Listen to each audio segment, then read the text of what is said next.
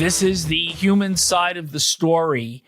And as a former GM, Neil, we have walked through this entire season kind of looking at various stages in the calendar of where a GM is at. And we talked about the draft. We talked about free agency. We talked about the start of the season and watching your club develop. We've talked about the trade deadline. But once the playoffs are over, and particularly for the runner-ups in the respective conferences, it's a sense that you're close, but you're not good enough to get to that next level, no less win the Stanley Cup. And we've talked during the course of the last round about the different looks of the Carolina Hurricanes and the Dallas Stars. And in Carolina, it's a club that is extremely well coached by Rod Brind'Amour, but they never quite seem to be able to have the personnel to elevate to that next level. They play a very consistent style, but they just don't get there in the end. And I think it's more because of their personnel. And on the Dallas side, Jim Nill did a terrific job building what he thought was a championship caliber team. They're also well coached by Peter DeBoer, but DeBoer has also lost his last 5 conference finals. So as these teams head into their off seasons, very different approaches that the GMs have to take here. Yeah, and I think that the two different GMs totally on these two different teams. Jim Nill is a architect. He's a GM. He's a guy that's built this team, done a fabulous job of building it, and has is very loyal to Peter DeBoer and to his staff there. I think he made some marvelous trades. Certainly, getting Rantanen was amazing. Good on him to strike early and get Michael Granlund and Cody Ceci out of San Jose.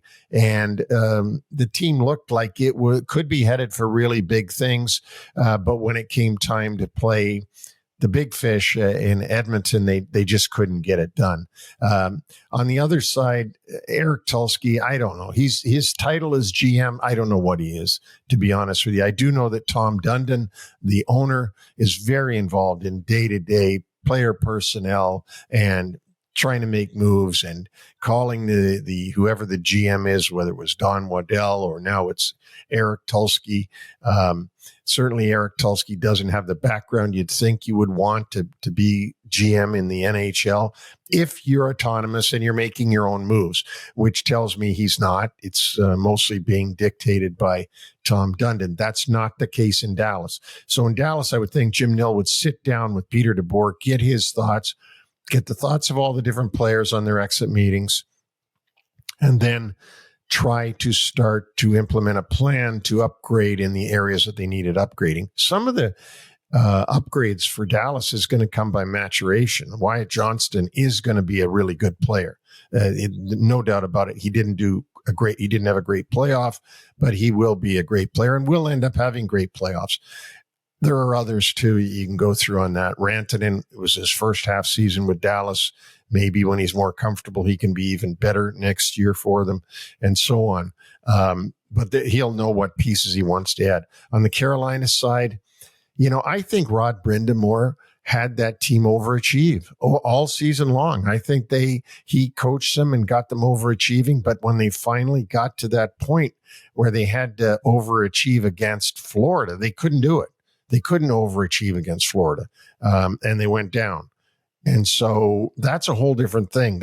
There's a lot of pieces that need to be put in place if you think you're going to beat and get into the final next year. I think that's really different. It's going to take more than just great coaching by Rod Brind'Amour to get you into the final. So I think they're very different teams. I think that Jim Nill has, as I said, has done a remarkable job as the GM of Dallas.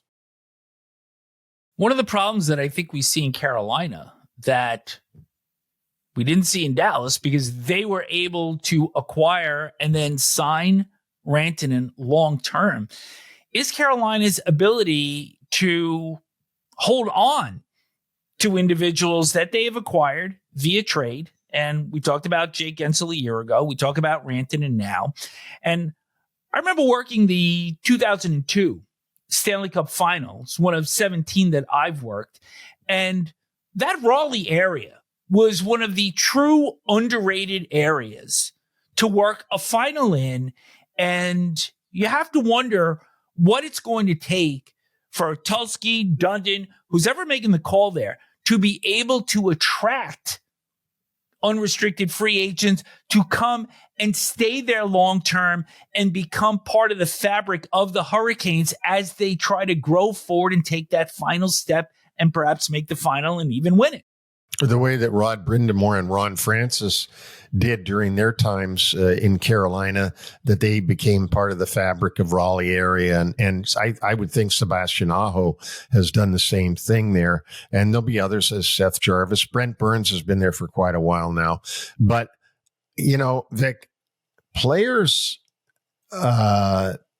understand what's going on with the organization.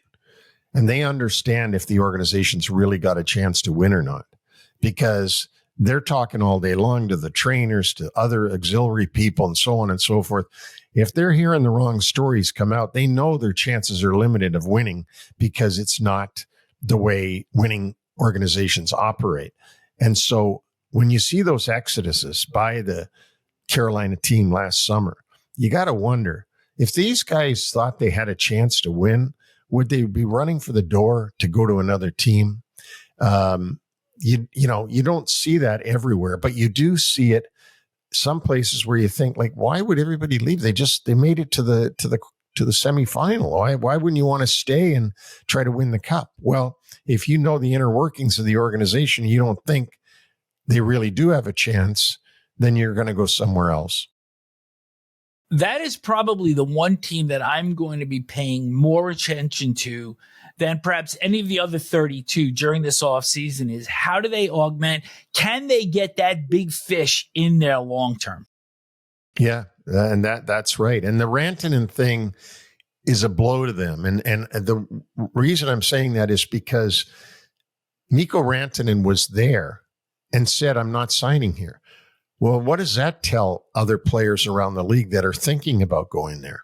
That why did he leave? I mean, they were going to give him the money and he left. So he got traded, but he told them, I'm not going to sign here. So we'll see what happens with Carolina. I can't forget that Rod Brindamore admitted after being eliminated that when he first saw the roster, he didn't think they were going to make the playoffs. What does that tell you? So we'll see what happens with these two teams. It's two totally different organizations. And perhaps there is a player out there, a big name, that will find the Carolina lifestyle more to their liking than Mikko Rantanen did, who, of course, subsequently was traded to Dallas.